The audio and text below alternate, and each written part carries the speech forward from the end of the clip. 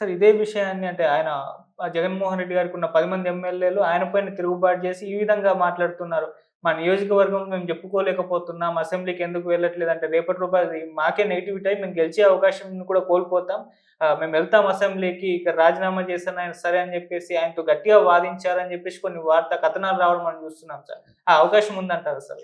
అంటే నేను ఎదిరించి మాట్లాడింటారు అని నేను అనుకోలేదు. ఎందుకంటే ఆ 10 మంది ఎమ్మెల్యేలు ఆయనకు ముఖ్యంగా కావాల్సినోళ్ళే కాబట్టి. హ్మ్. ఎదిరించి మాట్లాడింటారనుకోను. హ్మ్. మేము వ్యతిరేకించి అసెంబ్లీకి పోతామని చెప్పిండరు.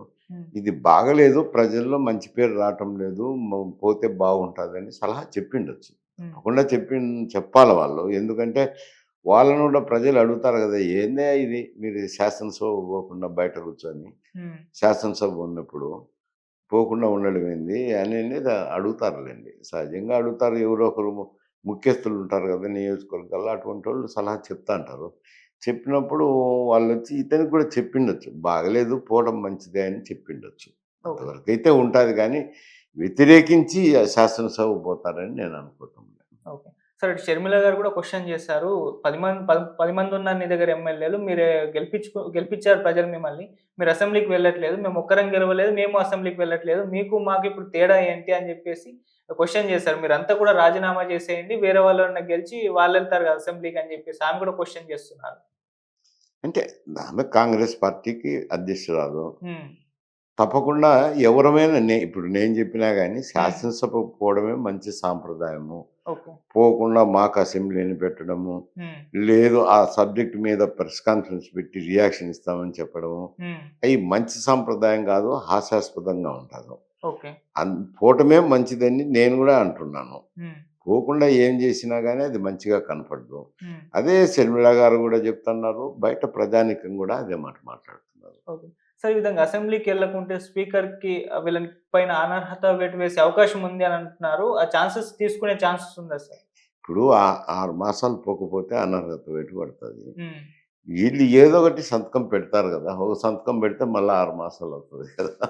ఏముంది ఓకే. దాంట్లో పెద్ద సమస్య. ఒకసారెళ్లి ఎస్కేప్ అవ్వడమే ఇగ. ఓకే. సార్ ఇక ఇటు సోషల్ మీడియా వార్ ఒకటి నడుస్తుంది సార్. టీడీపీ వాళ్ళు సోషల్ మీడియా హ్యాండిల్స్ పైన కూడా కేసులు పెట్టడం మనం చూస్తున్నాం. మొన్న ఆర్‌జీవి గారికిచ్చారు.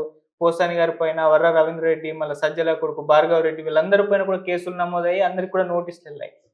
కొందరు అరెస్ట్ కూడా అయ్యారు. ఇప్పుడు వాళ్ళు కూడా తిరిగి రివర్స్ వీళ్ళ పైన కేసులు పెడుతున్నారు. మీ సోషల్ మీడియా కూడా అదే విధంగా ఉందని చెప్పేసి ఇవాళెళ్లి కేసులు పెట్టారు. ఈ సోషల్ మీడియా వల్ల మనం చూస్తూ ఉన్నాం సార్ కేసులు నమోదవ్వడం, అరెస్ట్ అవ్వడం. ఏం చెప్తారు సార్ వీటిపైన? ఇప్పుడు సోషల్ మీడియా, హ్మ్. సోషల్ మీడియా అని చెప్పి విచ్చలవిడిగా హ్మ్. ఆహ్, ఎ ఎ ఎవ్ ఎవరి పక్షాన నుండి వారికి వ్యతిరేకుల మీద పెట్టడం అనేది చాలా తప్పుడుది. ఓకే. అది మంచి సాంప్రదాయం కాదు. హ్మ్. అందులోనూ కుటుంబ సభ్యులను లాగడం మరీ ఇంత ఘోరం. హ్మ్. ఎందుకంటే రాజకీయాలుంటే రాజకీయాలు మాట్లాడొచ్చు. ఒక పాలసీ మీద మాట్లాడొచ్చు. ప్రభుత్వ వైఫల్యం మీద మాట్లాడొచ్చు. ఇవి మాట్లాడాలి. హ్మ్. అటువంటివి మాట్లాడకుండా వైసీపీ, సోషల్ మీడియా కొంచెం కుటుంబ సభ్యులను మీద అసభ్యంగా కామెంట్స్ పెట్టారు. ఓకే. అది తప్పే గదా! తప్పైనప్పుడు ఇప్పుడు కొందరు ఎవరైనా తెలుగుదేశం మీడియా వాళ్ళు వాళ్ళ మీద ఏదైనా ట్రోలింగులు జేసిండొచ్చు. నేను కాదనలేను. హ్మ్. ఇప్పుడు ఒకరి మీద ఒకరు ట్రోలింగ్ చేసుకునేది అది మంచిదా అంటే కాదంటాను. అవును. వీళ్ళు చేసినా తప్పే, వాళ్ళు చేసినా తప్పే. హ్మ్. ఎవరు చేసినా తప్పే. ఓకే. సార్ కేసులైతే అయితే నమోదవుతున్నాయి. ఇది ఎట్లా, ఇది మంచి సాంప్రదాయం కాదు. హ్మ్. ఇది విచ్చలవిడితనం అయిపోయి ఇప్పుడు సోషల్ మీడియా మీద కంట్రోల్ లేకుండా పోతాంది. హ్మ్. పోయి ఏది పడితే అది రాయటము, అది నిజముందా, అవాస్తవమా అనేది గూడా చూసుకోకుండా, అవాస్తవాలను గూడా చూసుకోకుండా రాస్తున్నారు. హ్మ్. రాయటము, పోస్ట్ చేయడము. హ్మ్. ఇవి దీనివల్ల ఏమైతదంటే సమాజంలో చెడు ప్రభావం చూపిస్తది. ఓకే. అందువల్ల దీని మీద యాక్ట్ తేవాల్సిందుంటది. హ్మ్. సోషల్ మీడియాలో ఏదైతే వస్తాదో దానికి జవాబుదారీతనం అనేది ఫిక్స్ చేయాల్సిన బాధ్యతుంది. ఓకే. అది రాష్ట్ర ప్రభుత్వమైనా, కేంద్ర ప్రభుత్వమైనా చట్టానికి సవరణలు చేసి కొంచెం ఈ సోషల్ మీడియాలో వచ్చేదానికి కూడా బాధ్యత వహించే మీద ఉండేటట్టు చట్టం తీసుకురావాల్సింది. ఓకే. సో, దానిపైన కూడా డిస్కషన్ వచ్చింది సార్. ఈ 18వ తారీఖు నాడు కేబినెట్ సమావేశం ఉంది. చంద్రబాబు నాయుడు గారు ఈ సోషల్ మీడియా పైనే ఒక చట్టం తీసుకొస్తే బావుంటుంది. ఎటువంటి అంటే ఫ్యామిలీల ఇన్వాల్వ్‌మెంట్ కాకుండా బ్యాడ్ న్యూస్ స్ప్రెడ్ కాకుండా, ఫేక్ న్యూస్ స్ప్రెడ్ కాకుండా ఒక చట్టం తీసుకొస్తే బాగుంటుందని చెప్పేసి అంటే ఏర్పాటు చేసే అవకాశం ఉందని చెప్తున్నారు. దీనిపైన ఇటు నుంచి కూడా విమర్శలొస్తున్నాయి. అంటే టీడీపీ ఏం పెట్టినా పర్లేదు, సోషల్ మీడియా మిగతా ఏ పార్టీలు వీళ్ళకి అనుగుణంగా కాకుండా పెడితే వాళ్ళపైన కేసులు పెట్టే చట్టం మీదే అన్నట్టు వీళ్ళ దగ్గర నుంచి విమర్శలొస్తున్నాయి. తప్పు కదా. ముందు హ్మ్. పెట్టింది ఎవరు? రవీంద్రారెడ్డి అనే వ్యక్తి పెట్టినారు. అవును. ఆ రవీంద్రారెడ్డి పెట్టినట్టి ఆడవారి మీద పెట్టారు. హ్మ్.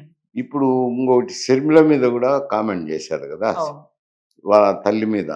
ఈయనకు కూడా తల్లే కదా! దండించాలి కదా అది. హ్మ్. నా పార్టీ నాయకుడిగా వండుకొని ఏమిటి మీరు పెట్టుండేటని.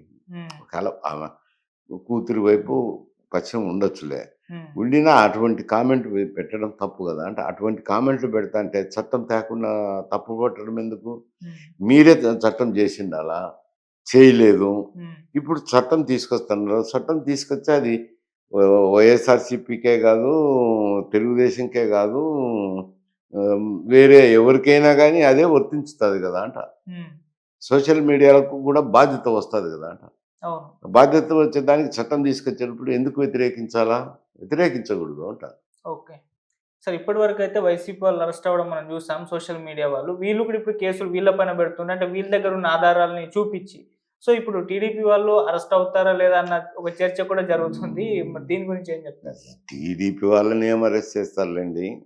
ఇప్పుడు వాళ్ళు పెట్టారు గాబట్టి మేము పెట్టామనేది వస్తది గదా! ఇక్కడ అవును. సమస్య ఏమైతదంటే హ్మ్. ముందు వైఎస్ఆర్‌సీపీ వాళ్ళు పెట్టినారు. హ్మ్. పెట్టిన తర్వాత ఎవరో పెట్టినారు. హ్మ్. యో దాని మీద పెద్ద చర్యలేముంటాయి? సరే, ఇక కేటీఆర్ గారి పైన పీసీసీ చీఫ్ మహేశ్వర్ గౌడ్ గారు, మహేష్ కుమార్ గౌడ్. ఆయన కొన్ని ఆరోపణలు చేశారు సార్. దాదాపు మనం చూసాం, ఎలక్షన్స్ తర్వాత కేసీఆర్ గారు ఫార్మ్ హౌస్‌లోనే ఉండిపోయారు. బయటకొచ్చింది చాలా రేర్ ఇన్సిడెంట్‌లు మాత్రమే బయటకొచ్చారు గానీ అస్సలు బయటకు రాలేదు. దీనికి గల కారణం కేటీఆర్ గారే కేసీఆర్ గారిని బంధించారు. ఆయన ఫార్మ్ హౌస్‌లో పెట్టేశారు. ఈయన సీఎంగా ప్రొజెక్ట్ అవ్వడానికి, ఈయన తనను తాను లీడర్‌గా ప్రజల్లో ఒక మార్క్ తెచ్చుకోవడానికి ఈ విధంగా బంధించేశారని చెప్పేసి ఆయనైతే ఆరోపణలు చేస్తారు. ఈ పాసిబిలిటీ కనిపిస్తుందా సార్? మీరేం చెప్తారు?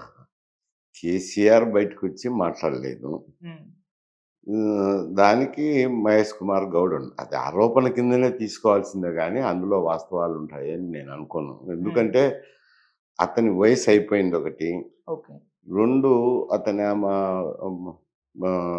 పదవి పోయిన తర్వాత వెంటనే ఫ్రాక్చర్ కావడము. హ్మ్. దాంతో కొన్ని రోజులు జరగనీలేని ఉండొచ్చు. ఒక సంవత్సరం గానీ, ఏం తొందర ఎందుకు? అనే ఆలోచన గూడా ఉండొచ్చు. హ్మ్. ఓ సంవత్సరం, సంవత్సరంన్నర అయిపోయినాక ప్రజల్లో ఒక విధమైన అభిప్రాయం ఏర్పడతది గదా! ఓకే. ప్రభుత్వం మీద పాజిటివ్‌గానో, నెగెటివ్‌గానో మిశ్రమ స్పందనో ఏయో ఒక స్పందనలు ఏర్పడతాయి. హ్మ్. ఏర్పడినప్పుడు బయటకొచ్చి మాట్లాడొచ్చులెండి. ఇప్పుడు రాకపోవడం కారణం